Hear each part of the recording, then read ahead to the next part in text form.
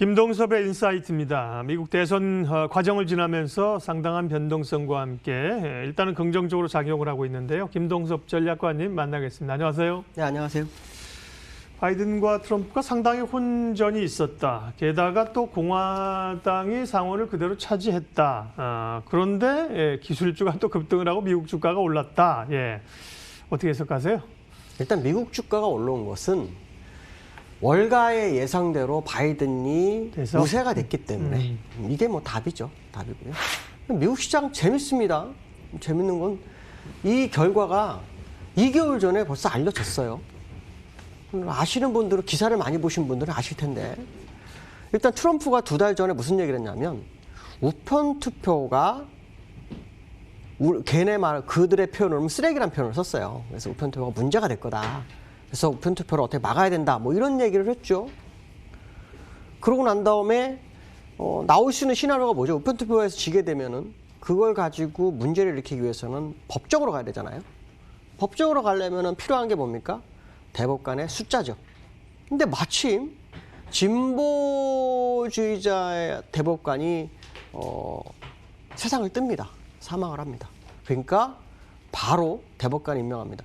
재미난 것은 일반적인 경우에는 대법관은 대선 후에 지명을 하는 법이죠. 그런 바람에 5대 4였던 상태에서 6대 3이 돼버리는 상황이 발생했죠. 그러고 난 다음에 대선이 진행이 됩니다. 대선이 진행하는 과정 속에서 트럼프 대통령이 하루 이틀 전에 무슨 얘기를 하냐면 현장 투표를 통해서 결과가 나오면 나는 승리 선언을 할 거다. 이런 표현을 합니다. 근데 지금 시나리오를 잘 보면 현장에서 이겼어요. 우편 투표에서 졌단 말이에요. 근데 그 상황 속에서 또 재미난 게 벌어집니다. 트럼프가 이기고 있으니까 바이든이 연설을 합니다.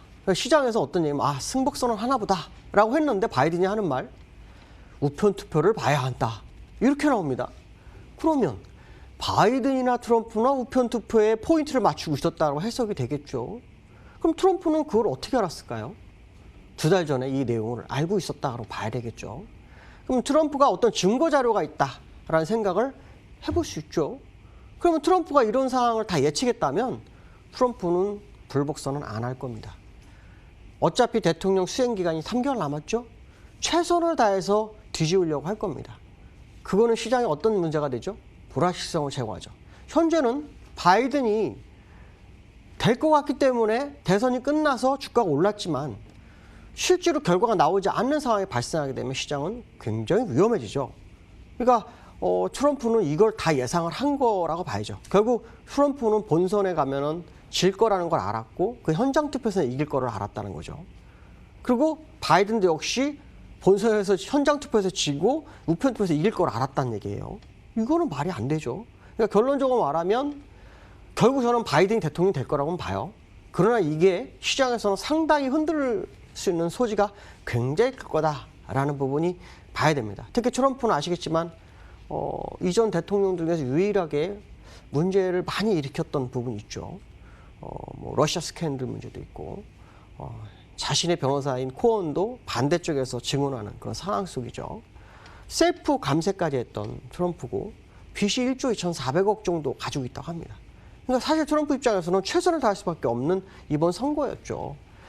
그렇기 때문에 사실은 트럼프 입장에서는 끝까지 물고 늘어지려고 할 거다.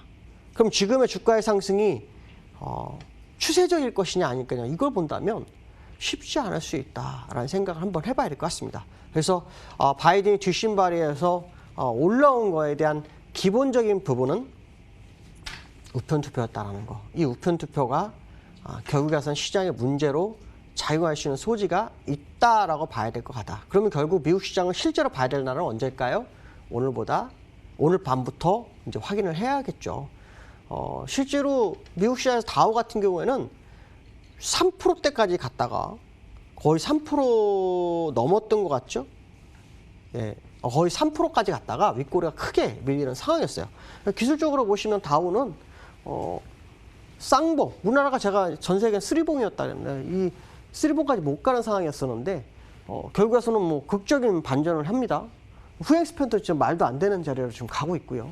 그 상태 돌파가 됐다 싶었는데 윗골이 맞고 60일선과 20일선 밑에서 끝납니다. 그래서 일단 현재 다우의 차트상으로 보면은 굉장히 좋아 보이지만 이평으로는 일목으로는 아직 여전히 남아있다.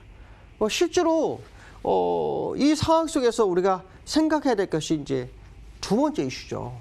어떤 이슈냐면 그러면 결국 그 미국이 상승을 했기 때문에 전 세계가 글로벌 상승할 거냐에 대한 랠리 가능성에 대한 얘기를 한번 해볼 수 있는 거죠.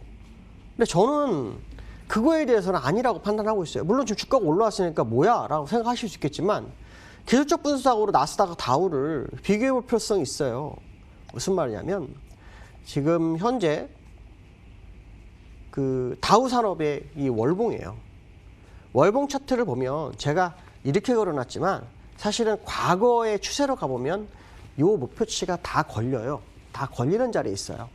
그래서 제가 아마 월봉에서 2006년부터 추세선을 그으면 이렇게 나오는데 현재 위치에서 보면 미국이 갈 수 있는 자리가 어디까지냐에 대한 부분인데 그 자리는 정해져 있단 말이에요. 올라갈 수 있는 공간이 과거의 고점이 29,500 정도밖에 안 돼요. 현재 27,800이니까 사실 연말 내일 할 수 있는 공간도 매우 제한돼 있다는 거죠. 그렇다면 결국 그들이 생각한 것처럼 올라가는 거, 특히 바이든이 돼서 대규모 부양책을 하게 되면 그 시장에 꽃을 피울 거다라는 생각을 하는 게 굉장히 많을 것 같아요. 근데 이건 아셔야 돼요. 대규모 경기 부양은 예정돼 있던 거에 누가 하든. 그렇죠? 그건 또 마지막 경기 부양일 확률이 높아요. 재정 정책이니까요. 재정 정책은 여러 번 하지 않습니다. 그러니까 마지막일 확률이 굉장히 높죠. 근데 트럼프하고 바이든의 차이점이 뭡니까? 트럼프는 감세주의자. 주가에 감세가 유리할까요? 증세가 유리할까요? 바이든은 증세주의자입니다. 증세를 할 거기 때문에 결국에 가서는 금리도 예상과 달리 빠르게 상승을 할 수도 있는 상황이에요. 그러니까 결론적으로 말하면 부양해놓고 증세 가면 무의미하잖아요. 그러니까 지금은 월가가 예상한 대로 시장이 바이든이 됐기 때문에 시장이 폭발을 했지만 뭐 공화당과 민주당이 하원과 상원을 서로 나눠 가지면서 견제가 되고 뭐 이런 건 뭐 다 따져보겠지만 결론적으로 말하면 행정부 정책에 대한 부분이거든요. 그 정책에 대한 부분이 이루어지지 않을 수 있다. 생각지 않은 부분으로 갈 수 있다. 그렇다면 주가가 랠리로 가는 거에 대한 생각은 아닌 것 같다. 결국은 누가 되든 연말 랠리는 쉽지 않을 수 있지 않느냐라는 생각을 한 번쯤 해봐야 되지 않을까 이렇게 말씀드릴 수 있고요. 또 나스닥도 차트를 잠깐 볼 필요성이 있어요. 나스닥도 역시 어저께 급등 4% 정도 올랐는데 여전히 이 고점대에 머물러 있잖아요. 이게 돌파가 되지 않으면 안 돼요. 지금 제가 다우는 안 그렸는데 다우도 똑같이 이렇게 그리면 이 고점이 나와요. 이렇게.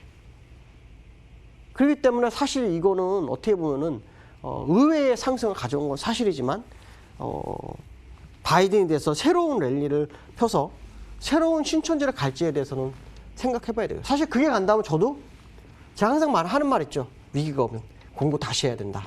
정말 공부 다시 해야 됩니다. 뭐 그동안 16년 잘 맞춘 거 의미 없죠. 새로운 파동 나면 공부 다시 해야 됩니다. 근데 기술적으로 제가 가능할지에 대해서 저도 굉장히 고민을 많이 하고 있다라고 보시면 될 것 같습니다.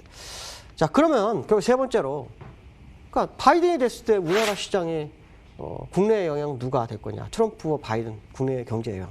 트럼프보다는 바이든이 유리하다고 봐요. 물론 주가가 이렇게 올라서 트럼프 때는 계속 올랐기 때문에 더 좋을 것 같이 말씀하실 수 있는데 그렇지 않아요. 트럼프가 꼭지까지 갈 때 우리나라 주가 못 갔어요. 오히려 지금 보면은 바이든일 때가 더 나을 수도 있다는 생각을 해볼 수 있어요. 바이든이 좋은 이유는 다른 거 없어요. 일단 공정무역 가능성이 굉장히 높죠. 공정무역. 왜냐하면 지금은 완전히 보호무역이잖아요. 둘 다 공통점은 있어요. 아메리칸 퍼스트는 똑같아요. 차이점이 있다면 한쪽은 미국만을 위한, 한쪽은 미국 국익을 위한 모든 행동, 이 차이점이거든요. 그러니까 그 부분에서 본다 그러면 바이든이 우리 쪽은 더 유리할 수 있지 않을까라는 부분이죠. 그러니까 세계가 아시겠지만 4년 동안 무역에서 굉장히 고통스러웠거든요. 그 고통스러웠던 부분이 해결될 수 있지 않을까, 바이든 되면. 이런 부분이죠. 그래서 한국 경제의 유리한 건 바이든 쪽일 수 있지만 주가에 대해서는 사실 답을 내리기 좀 어려운 상황이다라고 보시면 될 것 같아요. 그래서 현재 트럼프와 바이든의 결과가 언제 나올지는 모르겠으나 바이든 가능성이 더 높지 않을까라는 생각은 일부 해봐야 돼요. 왜냐하면 옛날에 엘고하고 부시하고 문제가 됐을 때도 결국 엘고가 손을 내렸어요. 왜냐하면 단합을 위해 손을 내렸죠. 트럼프는 이분법적 정치를 했지만 결국에서는 손을 내릴 거다. 근데 그 기간이 엘고 때는 한 달이지만 제가 볼 때는 상당히 끌고 갈 수 있다라는 해석을 해봐야 될 거고 그에 대한 시장의 영향은 굉장히 클 수 있다라고 봐야 되겠죠. 자, 기술적으로 우리나라 시장을 보면 우리나라는 결국은 뭐 퍼봉이 왔네요. 미국은 쓰리봉이 드디어 올라오고 있고 그렇기 때문에 사실은 여기서부터 올라오니까 내려가다가 죽었던 종목을 살려냈어요. 그러니까 굉장히 많이 할까 뭐 이런 생각 할 수 있지만 기술적으로 갈 수 있는 한계가 매우 제한되어 있는 현재 시장의 모습이기 때문에 일시적 현상 정도로 시장을 바라보는 게 좋지 않을까. 어느 하나에 의해서 변동성이 크게 올 거라는 생각보다는 일단은 고점 매도 전략 유효하게 대응하는 게 좋겠다라고 말씀드릴 수 있을 것 같습니다. 오늘 여기까지 하겠습니다. 감사합니다. 네, 잘 들었습니다. 김동섭 전략가 말씀드렸습니다. 네, 시장은 강한 흐름들 계속 이어가고 있습니다. 코스피 2392, 코스닥 838로 진행됩니다. 시장 공감태 오늘 여기까지 하겠습니다. 변함없이 함께해 주셔서 고맙습니다.